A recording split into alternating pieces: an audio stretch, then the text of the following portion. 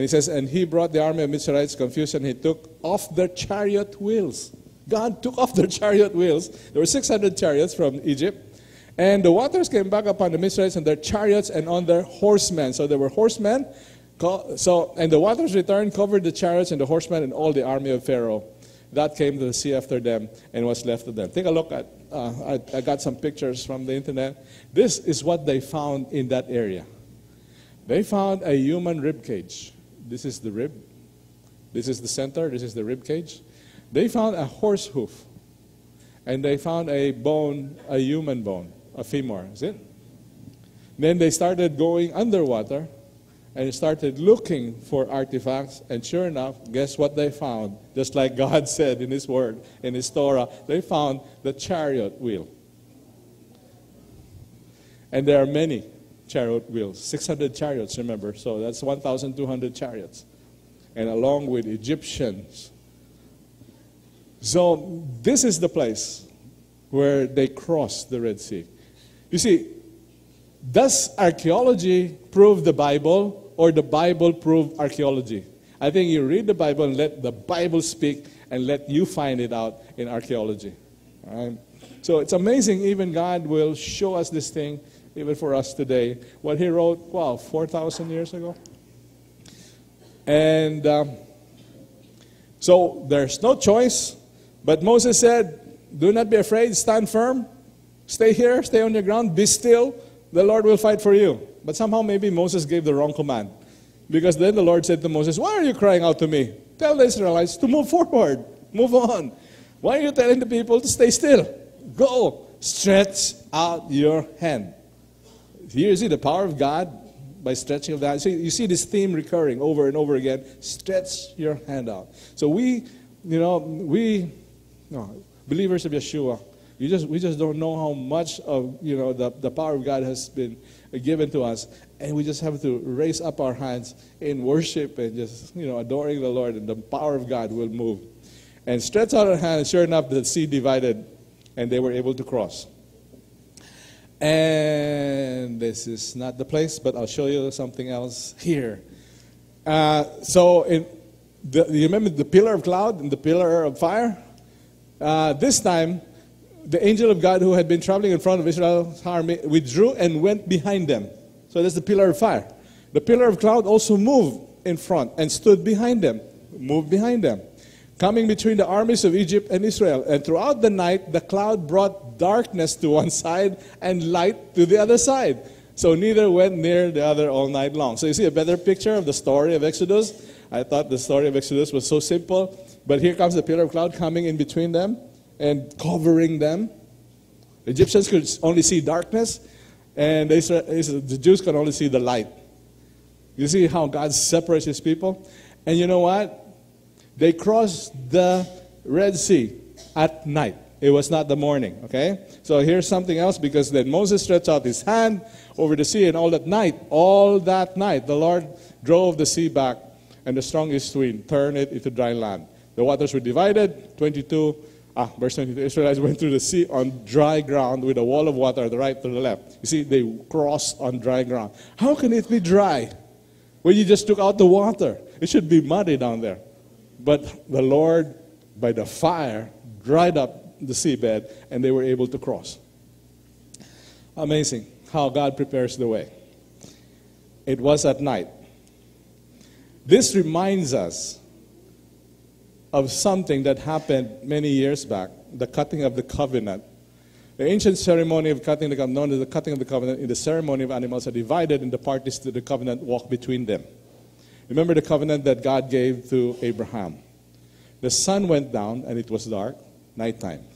Behold, there appeared a smoke, pillar of smoke, and a burning torch, pillar of fire, that passed between those pieces. On the same day, Yahweh cut a covenant with Abraham, saying, to your descendants, I have given this land, from the river of Egypt to the greater river Euphrates. See, the promise of Yahweh is the land. I keep emphasizing that. So the Red Sea Israel passed between the pieces, this time in the renewing of the covenant made with Abraham. They were also now being renewed, this covenant. Now they passed through at night between the two pieces of high walls of water establishing the covenant of God, I will give you the land. So the rabbi states that Israel entered the covenant with three rites: circumcision, immersion, and sacrifice. We see that over and over again in the New Testament. Corinthians spoke about this in Corinthians 10. And it relates to milkveh, which is baptism.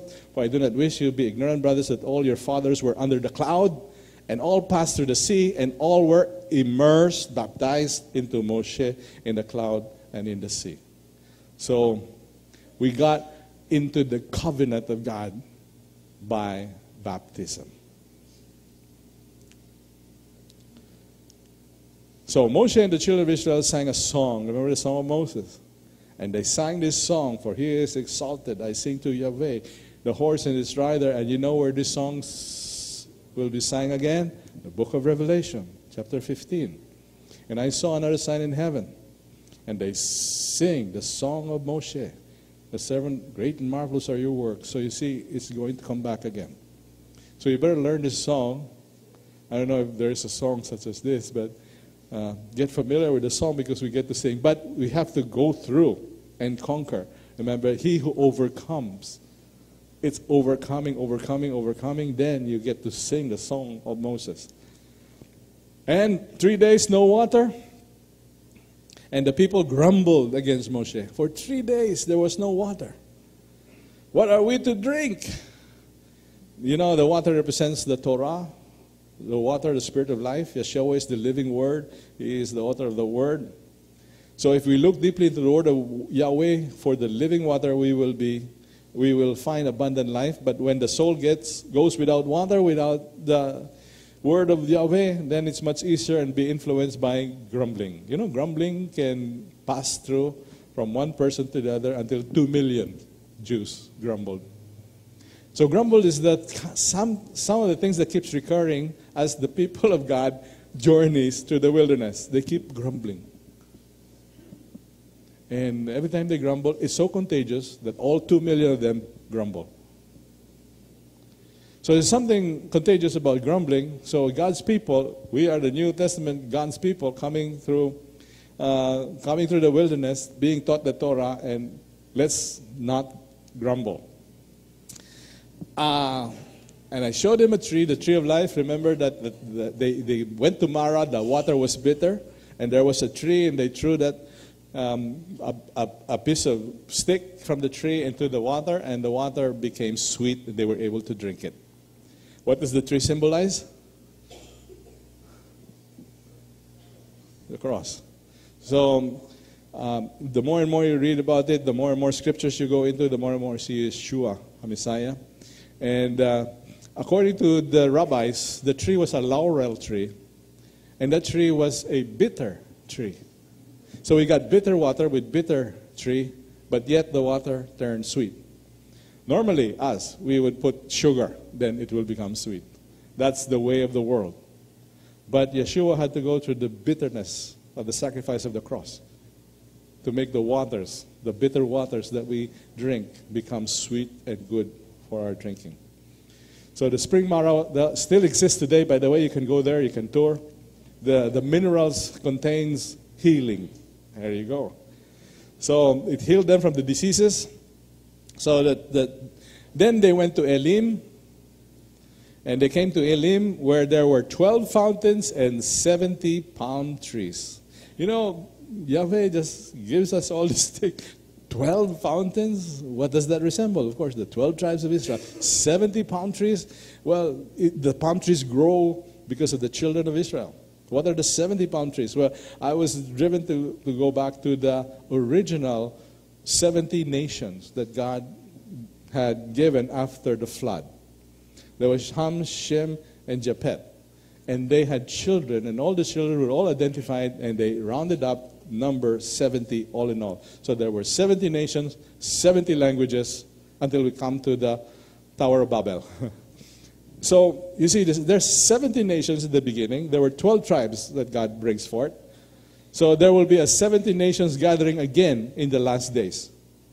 There are now 210 nations listed in the United Nations, or 200 some odd. But again, there's a one-third, 70. 70, one-third of 210. Again, the numbers just keeps rolling. I am so amazed. But Moshe leads the children of Israel to Elim, Alep, Yud, Lamed, against the meaning, again, Elim, the upright trees, the 70 palm trees, and Elim also means rams. And so we can see the very special place of drawing near and ascending to Yahweh for Beni Israel. So Elim means mighty ones or the mighty. So they came to the mighty. So the 12 fountains, Ayin, Ot, are the 12 tribes of Israel possessing the water, the Torah, which they will bring to the nations. That comes from beneath the revelation. So the 70 palms, Tamarim, represents the 70 nations or Goyim of the world. So you see the Torah, the revelations of Yahweh will be brought to the nations of the world. And they will be nourished by this. So that is Elim. Anyway, those are the spiritual significance of Elim.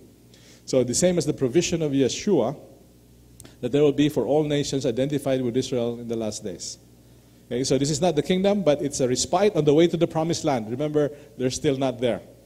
So this is a respite. Make sure you don't get too comfortable in this place. It's a test. It becomes a test, and we can rest, we can continue here, and don't stay there because you might pollute the waters. So once you've tasted the Torah, move on and spread out this thing. Don't keep it to yourself. And almost there, manna. I love this part. Manna. Day of the second month. So how long have they been out? Remember, they went out after Passover. They went out on the Feast of Unleavened Bread. That was a Sabbath. Passover is the 14th of Nisan. Unleavened bread is the 15th of Nisan. Nisan is the first month. So now we're in the 15th of the second month. So how many days? Almost 1 month had passed, or 4 weeks. And again, grumbled to Moses. You see this thing occurring a lot. This manna appeared in the 4th week of their leaving of Egypt. And the prophetic time that Messiah would come appear boldly would be 4,000 years later, after the giving of the Torah. You see, the 4 weeks is the 4,000 years when Yeshua came from heaven and became Emmanuel, God with us. So again, the numbers just fall into place. The children of Israel were quick to forget, again, Yahweh, and they were grumbling, and they were speaking about the food. They don't have any food after 4 weeks in the desert. So Moses finally said, and Yahweh said, I will rain down bread from heaven for you. The people are to go out each day and gather enough for that day. And this is, I will test them and see whether they will follow my instructions. On the 6th day, they are to prepare what they bring in, and that is to be twice as much as they gather on the other days. So on the 7th day, they don't gather anything. The first Sabbath teaching. After 4 weeks, now they learn Sabbath. You see, Sabbath is not New Testament. After 4,000 years, Jesus came, and now Sabbath is being taught. What is Sabbath? Well, manna is the one that led them to observe, because now I will test them. You see, the Lord will test if we obey His commands. Yeshua said, if you love me, you will obey my commands. So this is the test now, if they will follow the instruction that on the 6th day they gather twice as much, and the 7th day they don't gather anything. So the first opportunity to celebrate Sabbath. And keeping the Sabbath is the test of faithfulness to Yeshua, or Yahweh, and refers also, and I will begin to share that, as a wedding ring of the bride of Yeshua. The Sabbath is a token that you are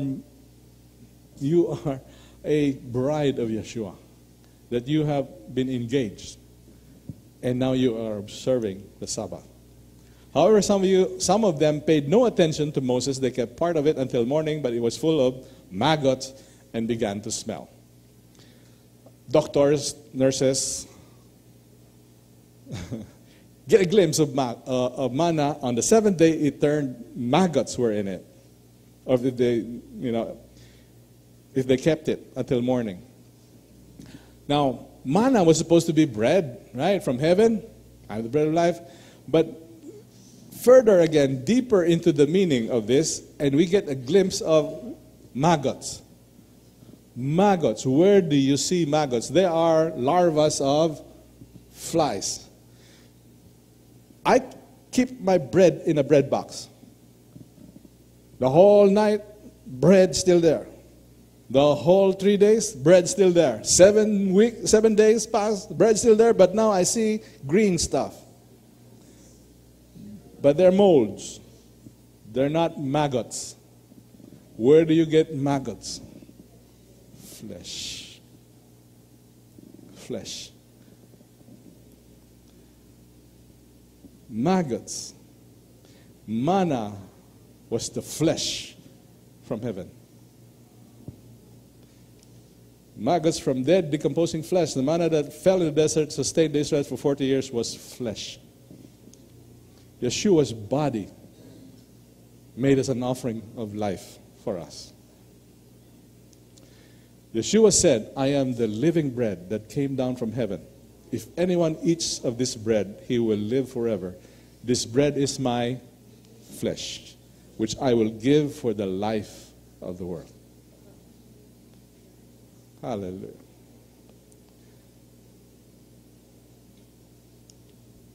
And you will not find any of it on the ground today, referencing to the Messiah, Yeshua, that he would not be found on the grave on the Sabbath. And he saw no decay. This is a prophetic word about Yeshua's death and resurrection. His flesh did not see any decay. He did not die. He is alive. And Yeshua is the living eternal word. So after this, his suffering, he showed himself to this man and gave many convincing proof that he was alive. He appeared to them over a period of 40 days and spoke about the kingdom of God. He is alive. 40 days. And how long did the Jews stay out in the wilderness? For 40 years. Another sign, the living manna was with Israel. Actually, the word manna means, what is it? What is it? What is it? When they were given manna, they say, what is it? When they say, manna, manna, what is it? After feeding 4,000, remember Jesus fed 4,000, Yeshua and his disciples went to the village in Caesarea. On the way he asked them, who do people say I am? What is it? So they replied, all the others say, but who do you say I am? What is it? And of course Peter answered, you are the Messiah, the living manna. That's Mark.